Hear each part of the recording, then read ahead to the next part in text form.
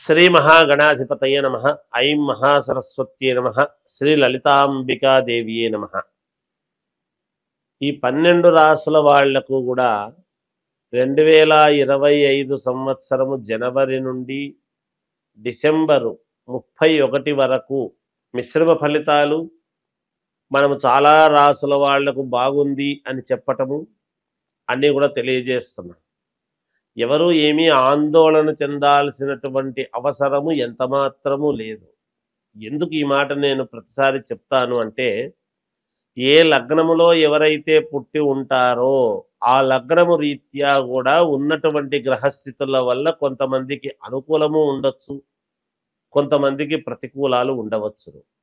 అందుకనే ఎప్పటికప్పుడు మనము మన బాధ్యతగా మనము తెలుసుకోవటం అనేది జరుగుతుంది. అందుకనే ప్రసార మాధ్యమాల ద్వారా చాలామంది మాస ఫలాలు కూడా తెలియజేస్తూ ఉంటున్నాం. అంటే ఏ నెల ఏం జరుగుతుంది ఏమిటనేటువంటి వివరాలు కూడా తెలియజేస్తూ ఉన్నాం.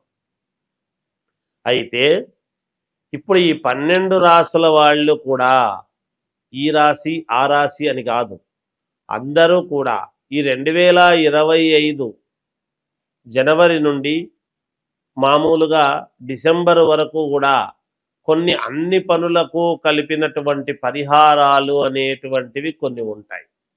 అంటే ఈ పనికైతే ఇది, ఇంకొక పనికైతే ఇంకొకటి అని జాతకాన్ని బట్టి చెప్పటం అనేటువంటిది అది వేరు. కానీ జనరల్గా సహజ సిద్ధముగా మనము చేసుకోవాల్సినటువంటివి కొన్ని ఉంటాయి కదా. అవి ఏమిటయ్యా అంటే, మీకు తోచిన విధముగా ఎక్కువ సార్లు, అంటే నెలలో కనీసము ఒక 2 సార్లన్నా, అలా 12 సార్లు చేసేటప్పటికి 12 2 24 సార్లు అవుతుంది. అలా నెలకు 2 సార్లన్నా గోమాతను పూజించండి. ఆ గోమాతను పూజిస్తున్నప్పుడు కాస్త ఆకుకూరలు లాంటివి కానీ, ఏదైనా వాటికి కాస్త దాణా తీసివ్వడము కానీ, లేదా గడ్డి కొనివ్వటము కానీ, ఏదో ఒక మీకు తోచిన మాత్రముగా ఒక 50 రూపాయలది కావచ్చు, 100 రూపాయలది కావచ్చు, అలా గోమాతను ఎంత మనము పూజిస్తామో అంత మేలు జరుగుతుంది. కనీసము 2 సార్లు నెలకు, అంటే 15 రోజులకు ఒక్కసారి. దీన్ని ఒక సమయము అని పెట్టుకొని చెయ్యండి. ఇంకా ఒక పరిహారం ఏమిటి అనేటువంటిది మనం ఆలోచన చేసినప్పుడు, ప్రతి వాళ్ళ ఇంటికి కూడా నరదృష్టి, కొన్ని మనకు ఇళ్లలో పనులు కావడం లేదు అని అనుకునేటువంటి వాళ్ళు ప్రతి అమావాస్యకు, ప్రతి పౌర్ణమికి ఈ 2 సార్లు కూడా ఒక నిమ్మకాయ దిష్టి అనేటువంటిది ఇంటి ముఖద్వారానికి తీసి ఒక చోట చెత్త కుండిలో పడేయండి. ఇవి 2 పరిహారాలు మాత్రము కంటిన్యూగా చేసుకుంటే మీకు డబ్బులు నిలబడము కానీ, నరదృష్టి పోవడము కానీ, ధనము ఆకర్షణగా రావటానికి కానీ కొన్నిటి బాగా పనికొస్తుంది. ఇవి పాటించండి, మీకు మేలు జరుగుతుంది. కుంభరాశి వారికి ఈ 2025 జనవరి నుండి డిసెంబర్ 31 వరకు ఎలా ఉంది అంటే బాగుంది, ఏం పర్వాలేదు. కాకపోతే కొన్ని విషయాలలో కొంత జాగ్రత్తలు అనేటువంటిది అవసరము.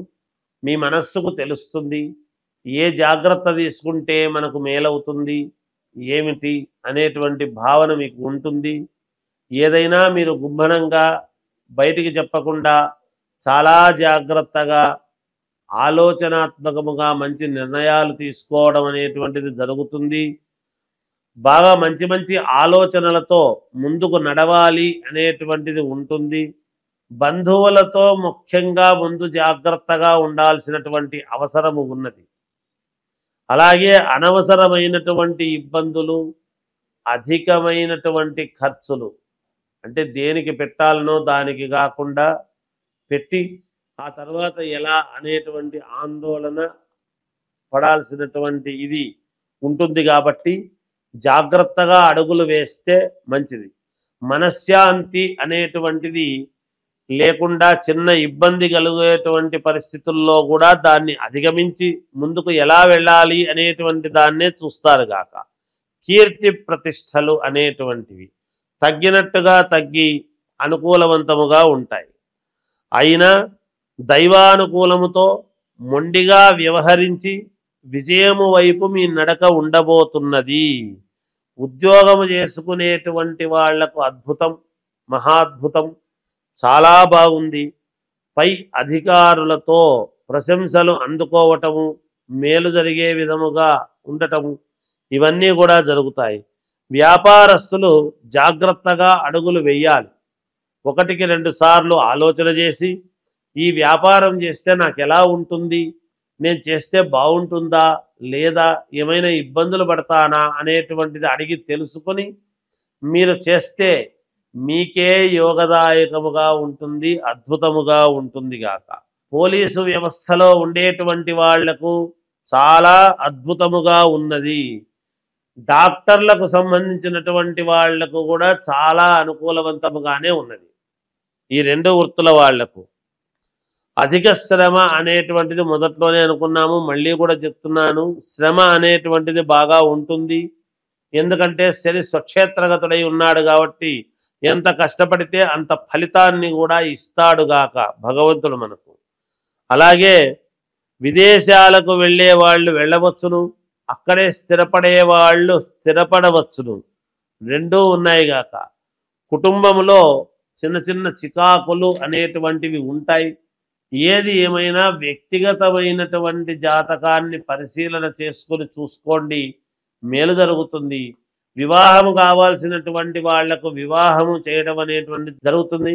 తర్వాత సంతానము కావాలనుకునేటువంటి వాళ్లకు సంతాన యోగం ఉన్నది. ఏది ఏమైనా అన్ని రకాల ఆలోచనమైనటువంటి నిర్ణయాలు తీసుకుంటే మీకు మేలు జరుగుతుంది అని తెలియజేస్తూ జయోస్తు.